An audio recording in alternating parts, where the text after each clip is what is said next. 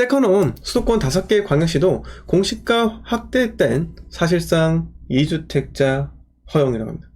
네, 용어는 여러분 아시죠? 그런데 한 번 더 설명드릴게요. 네, 인구 감소 지역 세컨홈 영주택을 간주 이렇게 하는데요. 즉 우리가 알고 있는 부산의 동구, 서구, 영도구, 대구의 남구, 서구, 그다음 나머지는 필요 없어요. 자, 그리고 보시면 정부가 4일 1주택자가 인구 감소 지역에 있는 주택을 한 채 더 사더라도 1주택자 지위를 유지할 수 있게 한 것은 이른바 세컨홈 과세대 주택수에 제외해 지방인구 유입과 부동산 경기 부양이라는 두 마리 토끼 잡겠다는 취지다. 하지만 수도권과 5대 광역시가 포함되고 대상 주택의 공시가격이 대폭 확대될 경우 사실상 2주택을 허용하는 것이어서 부동산 시장에 미치는 파급력이 상당할 것으로 보인다. 저는 상당하지 않다고 봅니다. 네. 그래서 보시면은 지금 현재 금액이 나왔어요. 네.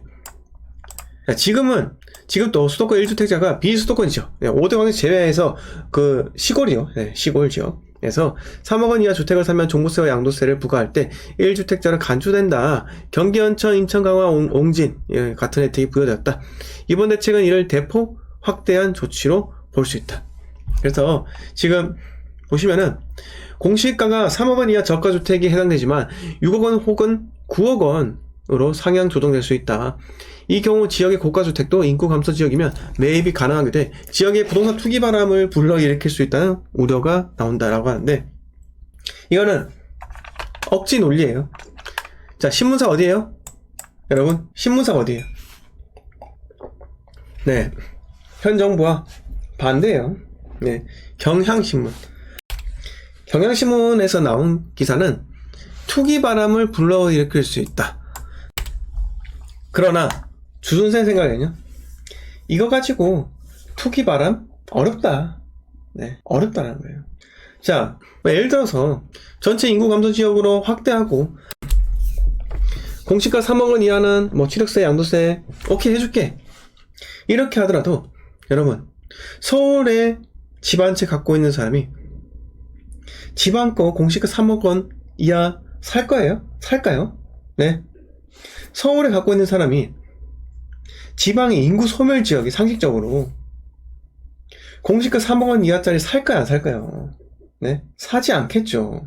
상식적으로 생각하면 서울에 갖고 계신 분들은 무조건 서울 불패라 생각하기 때문에 지방에, 특히 인구 소멸 지역, 아니 서울도 인구 줄어들고 있는데 서울이 인구가 줄어드는데도 불구하고 서울에 미친 듯한 그 집값 폭등, 네, 그런 걸 겪다 보니까 그런 사람들의 머릿속에는 한 가지가 다 통일되어 박힌 거예요. 뭐다? 지방은 오르지 않는다. 지방은 올라봤자 미미하다라는 거예요. 네. 그래서 지금 이런 정책은 그냥 형식적인 거예요. 아무리 세컨홈 수도권 5대 광역시도 공시가 확대된 사실상 2주택자 허용 이렇게 하더라도 시장에 아무런 반향도 없다. 네. 이거는요, 취득세 중과 폐지, 양도세 미분양 주택 구입 시 양도세 감면이 아니라 면제, 네, 이걸로 가기 위한 전 단계일 뿐이에요. 정부도 압니다. 제가 똑똑하겠습니까? 정부 관료들이 똑똑하겠습니까? 네. 주선생이 똑똑할까요? 아니면 데이터를 훨씬 더 많이 갖고 있고 행정고시 패스한 국토부 실무진들이 훨씬 더 똑똑하겠습니까? 여러분, 저보다 국토부 공무원들이 훨씬 더 똑똑해요. 하지만 저는요, 투자자의 관점에서는 그분들보다 낫다고 생각합니다. 그 사람도 어차피 공무원 아닙니까? 고위공무원이 어떻게 집 투기해요? 다주택자 아니잖아요. 하지만 저는 다주택자예요. 다주택자가 시장을 보는 게 훨씬 더 객관적이라는 거예요. 제가 제 재산 지켜야 되는데, 네, 제 재산을 무조건적으로 지키고 이걸 키워서 부자가 돼야 되는데, 네, 제가 주관적으로 제 멋대로 판단한다? 그렇게 하면 저는 이미 게임 셋이었어요. 게임 안 됐습니다. 네, 게임 안 돼요. 게임 끝이에요. 제가 이렇게 몇 년 동안, 지난 유튜브를 지금 6년 동안 하고 있는데 6년 동안 방송에서 살아남은 이유입니다. 보수적으로 보기 때문에 그래요. 투자도 보수적으로, 시장도 보수적으로 보고 있다라는 겁니다. 그래서 이거는 아무런 의미가 없습니다. 자, 우리가 이거 한번 볼까요? 방금 경향신문 제가 읽어드렸잖아요. 서울경제. 투기 자국 우려, 아파트 포함 불투명, 가액 기준, 다주택 면제 대상과 동일, 수도권 광역시 인근 지역 포함 촉각. 이렇게 해서 요걸 읽어보면 뭔가 뉴스가 경향이랑 서울이랑 비슷하면서도 경향은 그냥 정부의 반대를 하고 싶어 하는 것 같고, 네. 서울은 그냥 팩트를 이렇게 나열한 거 아닌가, 네. 이런 생각이 들기도 합니다. 네. 그래서 이게 어쨌든 간에 이렇게 약간 좀 팩트적인 측면이 좀 강하지 않겠나 라는 생각이 들어요. 자, 그래서 제가 말씀드리고 싶은 것은 1주택 특례 세컨드 홈 공시가 3억 이하 주택 이렇게 해서 지금 나오고 있는데 아무나 상관없다라는 게 제 생각이고요. 우리는 앞으로 무엇을 해야겠습니까? 네. 뭘 해야겠습니까? 대구가 언급되었던 거예요. 대구. 부산이 언급되었던 거예요. 23, 24 대구, 25 부산인데 부산은 지우세요. 동구, 서구, 영도구 할 필요 없어요. 네. 이거는 스토리가 없어요. 스토리. 항상 투자를 할 때 내가 현 시점을 바라보지 마세요. 지난주 부산 강의 때 제가 제 강의를 하다 보니까 한 분께서 질문하셨잖아요. 지금처럼 이렇게 분위기가 좋지 않은데 분위기 좋지 않고 그리고 부산이 아닌 대구를 투자라고 하고 하는데 부산에 투자할 게 있습니까? 이거 투자 돼요? 라고 했을 때 제가 뭐라고 했습니까? 남들이 다 바라보고 분위기 좋아지면 본인이 못 산다고요. 살 수가 없다니까요. 이미 재건축 바람 분다. 못 사요. 네. 재건축 바람이 분다. 못 산다고요. 이게 매우 중요합니다, 여러분.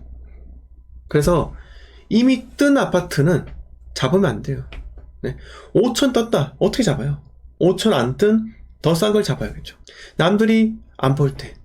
지금처럼 여러분 전세 안 구해지고요.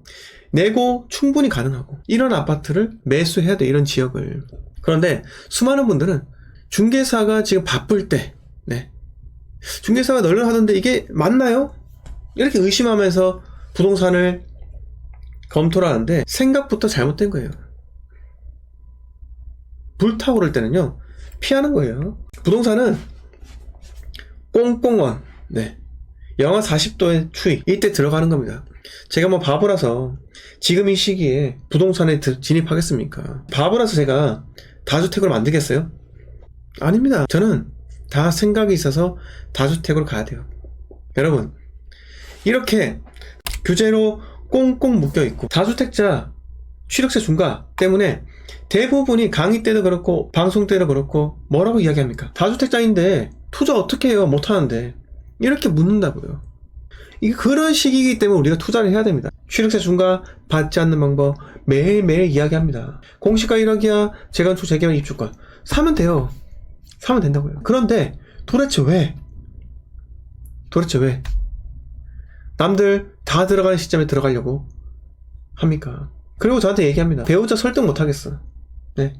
배우자 설득 못하겠대요. 아니 배우자도 설득 못할 거면 매도인의 전재산 그 아파트를 어떻게 깎습니까? 안 그래요? 1,000만원 2,000만원 어떻게 깎을 건데요? 3,000원 깎지 못한다고요. 본인의 가족도 설득도 못하는데 설득 왜 못하는지 아세요?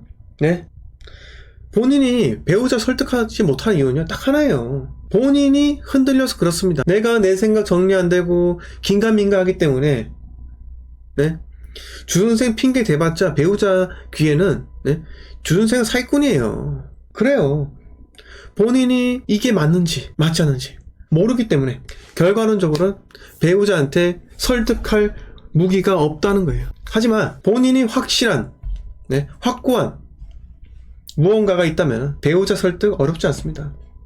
배우자 논리 다 깨부셔요. 그런데 더 떨어지면 어떡해? 더 떨어져봤자 또 사면 된다 이러면 되지 않아요. 아니면 차라리 더 떨어지면 어떡할 거야? 하면은 오르면 어떡할 거야? 이렇게 하든가. 배우자는 내기하세요. 차라리 설득이 안 되면 용서를 구하세요. 지르고 용서 구하시라고요. 지르고. 수많은 분들, 여러분들 마음 제가 너무나 잘 압니다. 제가 다 겪었던 일들이고요. 제가 뭐 설득 안 하고 그냥 용서 빌었겠습니까? 아니란 거예요. 대한민국에서 매일같이 부동산 방송만 하는, 네. 매일같이 방송하는 제가 배우자 설득 못하면 제가 여러분들 설득 어떻게 하겠어요? 이 논리로 가는 거예요. 밀고 가야죠. 그래서 경제권 왜 뺏깁니까? 경제권 왜 갖다 바쳐요, 여러분? 네. 제가 조용하게 얘기해야 되는데 경제권 왜 갖다 바치냐고요, 여러분? 왜 뺏겼어요? 귀찮아서요? 불릴 자신이 없었어요? 배우자도 마찬가지 아니에요? 불릴 자신 없는 거 마찬가지 아니에요? 지금은 여러분 예전보다는 간이 많이 커진 상태예요. 우리 모두가 간이 많이 부어있다고요. 네. 코인 아시잖아요. 코인 자고 일어나는 폭락, 일하다 보니 폭등, 이런 거 돈 몇천씩 몇억씩 집어넣잖아요. 간이 많이 부어있다고요. 간이 많이 부어있어요. 그러면 간이 더 부은 사람이 경제권을 가져야 돼요. 경제권. 그리고 도저히 설득이 안 된다. 제 방송을 일주일만 듣게 해주세요. 같이 들어요. 세뇌 당한다니까요. 우리가 제가 특별히 우리 후배들, 선배들, 동료들 이야기해요. 경제권을 왜 주냐 이렇게 이야기합니다. 본인이 공부를 하지 않고 귀찮은 거 딱 질색이야 이렇게 생각하기 때문에 경제권을 주는 거예요. 그리고 돈은요, 대신에 배우자가 훨씬 더 투자에 대한 욕구와 그리고 투자에 대한 인사이트가 넓다면요, 경제권을 줘야 되는 겁니다. 줘야 돼요. 더 잘하는 사람이 가져야 돼요. 그리고 한 명이 관리해야 됩니다. 한 명이요. 왜? 사공이 많으면 어디로 가요? 배가 산으로 갑니다. 배가 산으로 가요. 사공은 한 명이면 됩니다. 책임도 그 사람 지는 거예요. 포상도 그 사람이 받는 거예요.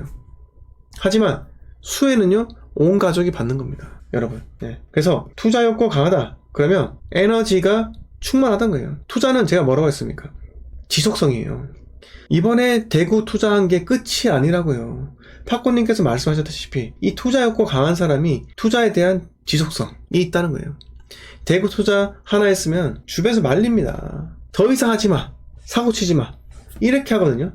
이게 아니에요. 대구 투자 했으면 또 저렴한 지역 부산으로 가는 겁니다. 부산 끝나면요, 대전 가는 거예요. 대전이 비싸면 청주 가는 거예요. 이렇게 설득을 하세요. 2030년까지 내 말이 맞나 네 말이 맞나 이렇게 따지지 말고 그냥 내 말 따라와라. 응? 그래도 니보다 부동산에 대한 공부는 내가 더 했다. 그래서 딱 일주일만 주선생 방송 들어보자. 그러면서 세뇌되는 거예요.